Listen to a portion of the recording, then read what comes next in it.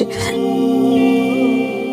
मेरे केक सुना तुम आइंदा मुझे गलती से भी फोन अम्मी मैं सिर्फ तायाबू की वो प्रॉब्लम्स खत्म करना चाहता हूँ जो मेरी हो। से पहले मुझे कोई जवाब नहीं देना चाहिए।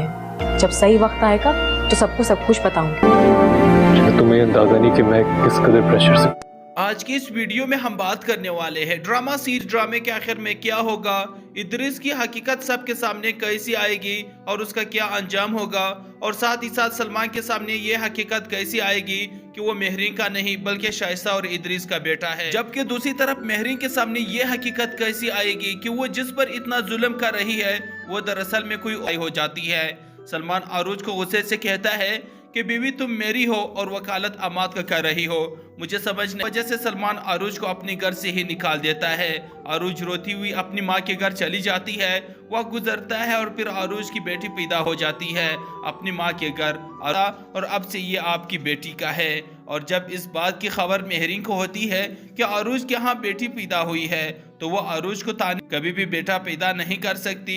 वो जब वहाँ जाती है तो अरूज की आपसे पूछती है कि ये ब्रेसलेट किसका है, इसे मैंने कहीं देखा है या तो ये ब्रेसलेट चोरी है, सच किया है, मुझे सच बताओ। मास्टर साहब बताते हैं कि बेगम साहिबा ये चोरी का नहीं है और ये बात पर मिली थी तब उसके हाथ में ये ब्रेसलेट था। मेहरीन अरूज के सामने हाथ जोड़ देती है कि प्लीज बेटा मुझे आप पर मुझे क्या कर खूब रोती है और उसे कहती है कि अब मैं तुम्हें दुनिया की हर खुशी दूंगी। गई है अरूज मेरी सगी औलाद है।